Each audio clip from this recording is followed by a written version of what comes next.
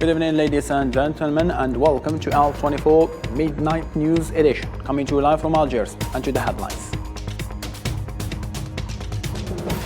ECOWAS bloc dispatches a mediator to Niger to negotiate with the military council and classifies the use of force as the last option.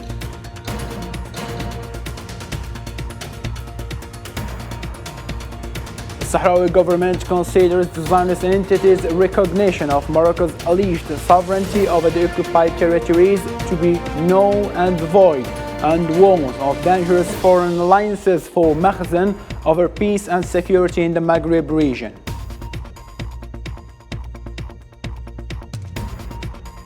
In the Middle East, a Palestinian child was shot dead by the Zionist operation forces on Tuesday evening, south of Al Khalil, and why numbers of Palestinians suffocated during the occupation forces' raid on the eastern area of Nablus.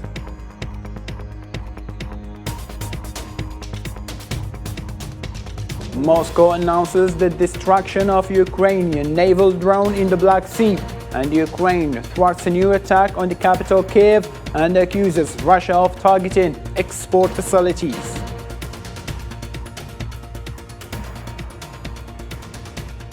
Hello again and welcome. First in our news, the Algerian President Mr. Abdelmajid Tebboune announced on Wednesday the inauguration of Supreme Council for Import Control. A statement from the Algerian presidency stated that President Tebboune supervised the installation ceremony of the council at the headquarters of the Algerian presidency.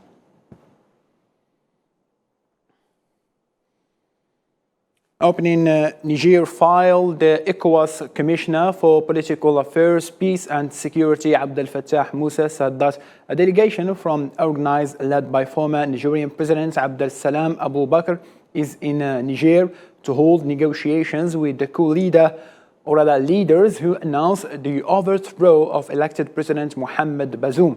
The ECOWAS officials said in a statement that military intervention in Niger would be the last option that the Commission would propose to restore constitutional order in the country. The events that transpired in one of our countries on 26 July 2023 has reverberated across our borders, affecting us all. The recent coup d'etat in the Republic of Niger is one event that calls for our collective attention and a united response. We must face the challenges of restoring democratic governance in Niger head-on, drawing on our shared experiences, wisdom, and collective resolve. Also, West African Regional Bloc ECOWAS sent a delegation to Niger on Wednesday to negotiate with the military officers who seized power in the week's coup. If we can avoid a peaceful restoration of constitutional order in the country, so be it. That is our preferred option.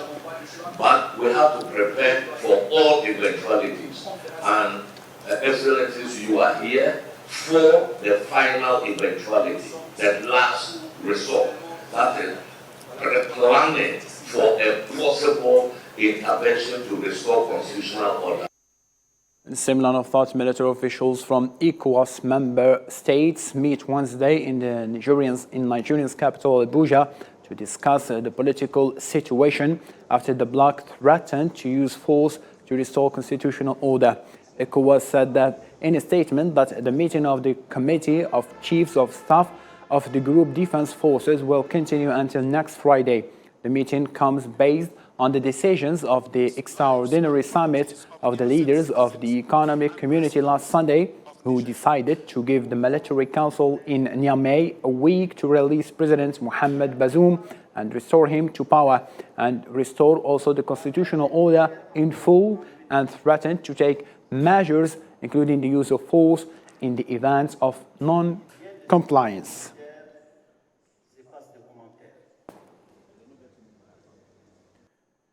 In the same line of thought, Russia on Wednesday called for urgent national dialogue in Niger and warned threats of intervention in the wake of a coup that after the country's elected president were unhelpful.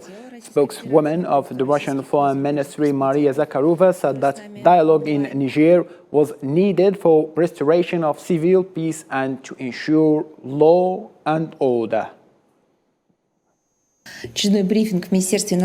We believe that the threat to use force against a sovereign state will not help ease tensions or calm the domestic situation. It's very important to prevent a further deterioration of the situation in Niger.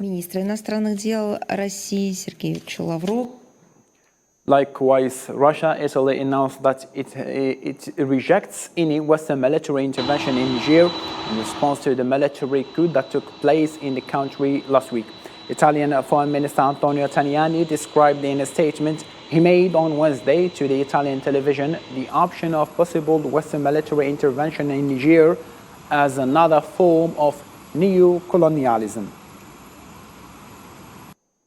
We should reject any Western military intervention in Niger. We should work to restore democracy in Niger. We should reject any Western military intervention as it will be considered as neo-colonialism.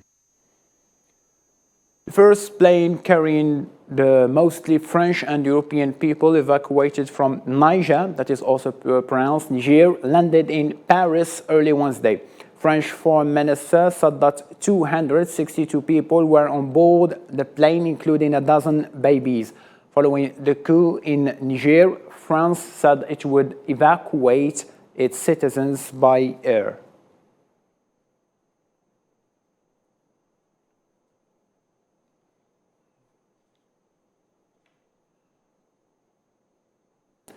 The military council in Niger announced that reopening of the country's land and air borders with 5 borders countries about a week after it was closed following the ousting of President Mohamed Bazoum. The council said in a statement that broadcast on state television that the reopening includes the borders with Algeria, Burkina Faso, Libya, Mali and Chad. Statement number 15. The land and air borders with Algeria, Burkina Faso, Libya, Mali and Chad have been reopened as of August 1st, 2023. Drafted in Niamey, August 1st, 2023, signed by the President of the National Council for the Safeguarding of the Homeland. According to Deputy UN spokesperson Farhan Haq, humanitarian operations still continue in the uninterrupted in Niger. Briefing reporters in New York, Mr. Farhan Haq said that road movements are possible and have been authorized. Niger, the UN Office for the Coordination of Humanitarian Affairs and its partners remain committed to delivering assistance to the most vulnerable people in the country. Humanitarian operations continue uninterrupted, and road movements are possible and have been authorized. On Monday, the UN Humanitarian Air Service, UNHAS, organized special flights to Diffa, Tawa, and Agadez to transport staff from the UN and our partners following authorization previously obtained by the transitional authorities. Coming back to Africa, the Tunisian President Kais Saied renewed his rejection of any attempt of foreign interference in Tunisia's internal affairs under the guise of what he described as the decisions of the councils.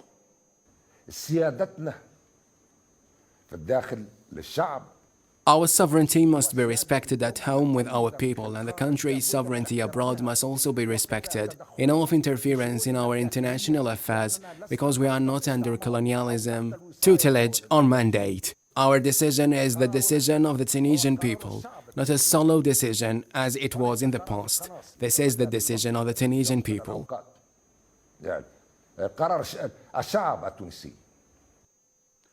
Still in Tunisia, Tunisian President Kais Saied appointed Ahmed Al-Hashani, a retired law and finance expert, as the new prime minister after dismissing Najla Bouden from office. The country's economic situation remains complex and tense, prompting the need for fresh approaches to address challenges and preserve the interests of Tunisian citizens and the nation. Hussein Berkan. Tunisian President Kais Saied has taken a decisive step in addressing the challenges besetting the country by appointing Ahmed Al-Hashani as the new Prime Minister. Al-Hashani, a seasoned expert on law and finance, will assume office after the abrupt dismissal of Najla Bouden. President Saied expressed his commitment to preserving the well-being of the Tunisian people and the security of the nation during the constitutional oath ceremony of Al-Hashani. وهناك تحديات كبيرة. There are great challenges that we must face with solid determination and a strong will to preserve our homeland, state and civil peace within society. We will work to fulfill the will of our people, achieve the desired justice and uphold national dignity, and we will never go back. While the specific reasons for Boudin's dismissal and al-Hashani's appointment remain undisclosed, it is evident that Tunisia's economic situation is marked by complexity and tension. The new prime minister, who hails from a banking background and previously served as the director of legal affairs at the Ministry of Finance and Central Bank, brings a fresh perspective to tackle the economic crisis. One of the significant challenges ahead of him is navigating debt negotiations with the International Monetary Fund. Tunisia's 1.9 billion loan program with the IMF has been suspended since the last October, following disagreements over conditions, including the potential cancellation of the support system. Amidst these critical developments, Tunisia is striving to forge a path that will lead to economic stability and the betterment of the lives of its citizens. Sahrawi Prime Minister Boushreya Hamoudi Bayoun affirmed that the Zionist entity's recognition of Morocco's alleged sovereignty over Western Sahara is a decision that has no legal or political value. In a speech he delivered during the opening of the 11th session of the Summer University for Executives of the Polisario and the Sahrawi Republic in Boumerdès, Algeria, on Wednesday, Bayoun held the international community responsible for the serious repercussions of the Moroccan Zionist alliance. ليحصل المحتل المغربي أخيرا على مكافأة جديدة نظير دوره النشط في مخطط التطبيع. The Moroccan settler gets a new award in return for its active role in the normalization reflected by the recognition of the Zionist occupier of the alleged Moroccan sovereignty over the Sahrawi territory. This decision has no political or legal legitimacy, and it will provide the Sahrawi people with more determination to continue their fight for freedom. We hold the civil society responsible for the serious consequences resulting from the Zionist Moroccan alliance.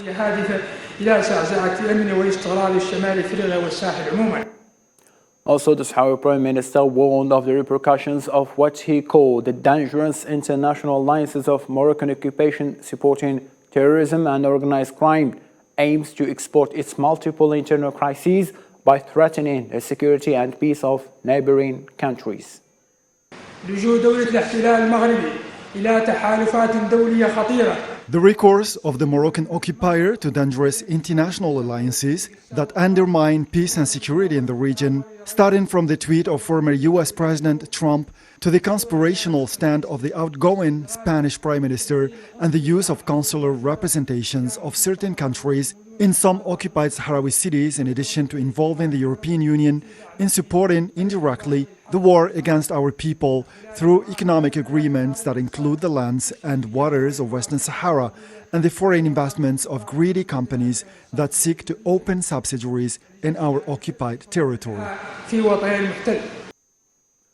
Back to Algeria, the Republic of Tanzania officially opened on Wednesday its embassies in Algeria in conjunction with the two countries, expressing their intention to strengthen existing relations at the end of the 5th session of the Joint Cooperation Committee. The Tanzanian Minister of Foreign Affairs, Sterigomona Lawrence Tax, accompanied by the Algerian counterpart Ahmed Attaf, presided over the official inauguration ceremony of the embassy's headquarters located in the municipality of Hidra in the upper part of the Algerian capital. I would like to thank you, Madam Minister, and their sister, for the kind invitation extended to me to participate in this auspicious gathering celebrating the official inauguration of the Tanzanian embassy in Algiers. I warmly congratulate you and congratulate the Tanzanian ambassador to Algeria on this inauguration which coincides with a major event in our bilateral relations, namely the 60th anniversary of the establishment of diplomatic relations between our two sisterly countries. It is a momentous occasion as we gather here to celebrate the official inauguration of the embassy, of the Tanzanian embassy in Nigeria. It is a great honor to stand before you as we mark this important milestone in the diplomatic relations between our two nations, Algeria and Tanzania. As we all know, the embassy was established in October 2017. It is therefore with a great joy that today we are officially inaugurating it as we mark the 60 years of our diplomatic relations. In Africa still, this time in Sudan's capital Al-Khartoum, that witnessed clashes between the Sudanese army and the rapid support forces with heavy weapons, with an intense flight of warplanes. Clashes erupted in Ashajara and Jabra neighborhoods in the vicinity of the armed corps. The city of Bahri, north of the capital Khartoum, witnessed violent clashes that complicated the humanitarian situation at a time when the Sudanese army announced the killing of 23 members of the rapid support forces in the city of Omdurman, west of the capital Al-Khartoum. For its part, the rapid support forces in a statement accused the army of bombing the doctor's hospital in Al-Khartoum, which led to the destruction of the building.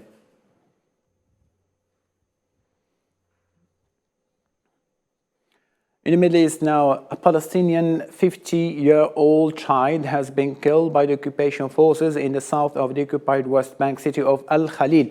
The child's area was shot by the Zionist army near an illegal settlement and prevented medical crews from reaching it. According to local sources, Zarir had just successfully finished the 9th grade and was one of the top students in his class.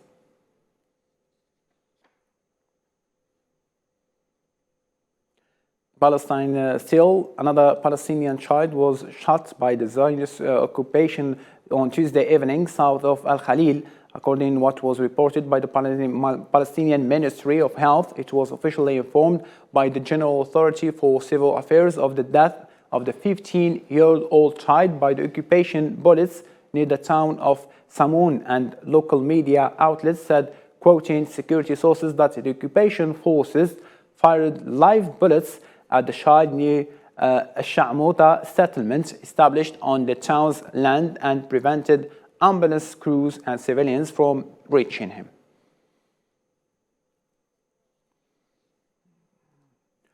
Palestinian President Mahmoud Abbas, following the Cyprus President meeting, has emphasized that the Zionist government, in which he called it the extremist, is destroying the hopes to achieve peace and stability in the region.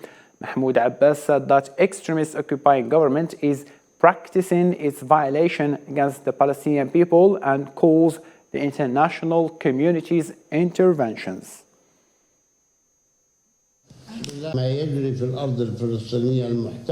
What is happening in the occupied Palestinian lands is a colonial plan that is implemented by the successive Zionist governments, including the extremist government, which practices oppression, racism, land theft and violation of sanctities by its terrorist settlers and forces, who hasten to destroy the foundations on which the peace process was based and prevent the Palestinian people from freedom and independence in its state with Al-Quds as its capital, something that requires a serious stand from the international community to stop the Zionist entity's racist behavior, which runs counter international law. The Russian Defense Ministry said that the Russian forces have destroyed a Ukrainian naval drone which was used by Ukraine to attack a Russian Navy vessel in the Black Sea. Earlier, Russia claimed to have thwarted the Ukrainian drone boat attack on Russian Navy patrol vessels in the southeastern Black Sea. Drones were used to target Russia's Navy base in Crimea and the bridge that Russia has built to the peninsula. The Kiev regime made another attempt to attack a Russian Navy vessel, which was escorting civilian maritime transport in the southwestern part of the Black Sea with an unarmed seaboat. Due to the professional actions of the crew of the Russian ship, the Ukrainian boat was detected and destroyed in a timely manner. According to Kiev officials, some Russian drones attacked and damaged port and grain storage facilities in the south of Ukraine's coastal Odessa region in the early hours of Wednesday. A video released by Ukraine's Operational Command South showed the fire crews working on the site of the damaged port infrastructure in Izmail, Odessa region. It's worth recalling that after Russia exits the Black Sea grain deal in the mid of July, Ukraine's Danube River ports became a vital lifeline for the country's grain exports.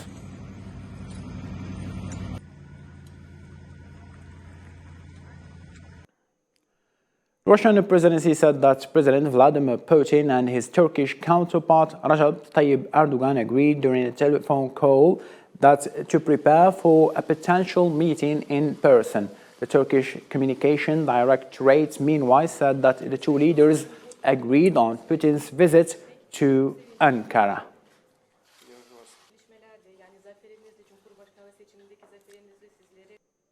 Grape production in Spain is experiencing the most severe crisis in decades following drought affecting large agricultural areas. Nabil Khazini in this report.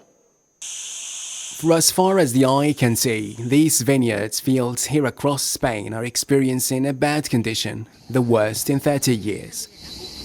The heatwave is hurting too much vineyards in Spain. When Oriol joins his teammates to collect grapes, fears for the dryness to continue worries him. We are afraid that this will continue. The great fear is this, that this drought will be so responsible that this small example will become more general. This is the fear we have.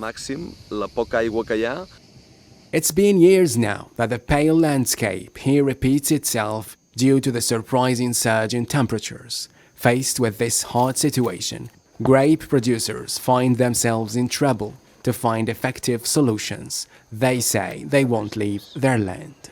We are afraid that this will continue. The great fear is this, that this drought will be so responsible that this small example will become more general. This is the fear we have. But their mission seems to be painful. Experts expect the heatwave to pursue. We have seen extraordinary heat, and in Europe and in the belt around the Northern Hemisphere, the peak heatwave season rises through January into August.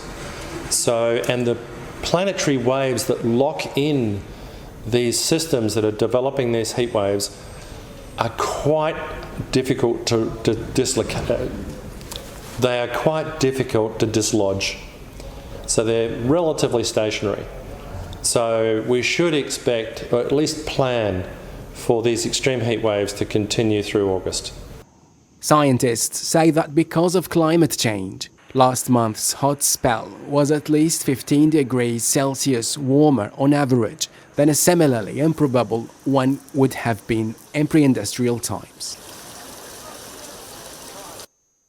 And in our news bulletin with sport, and after a glorious career, Gianluigi Buffon, the Italian goalkeeper, has announced his retirement on Wednesday at the age of 45, and after 28 years in which he reached an exceptional milestones for the club and the country.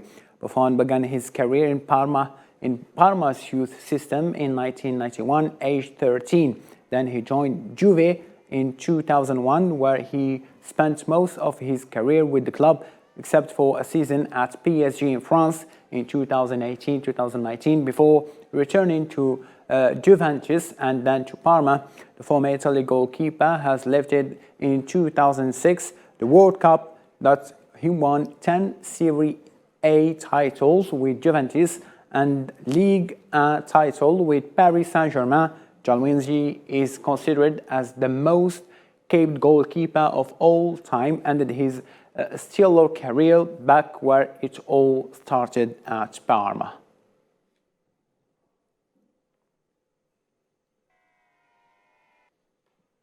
What a beautiful career indeed he has.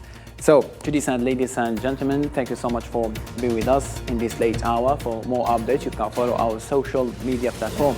And all I can say at the end, take care of yourself and good night.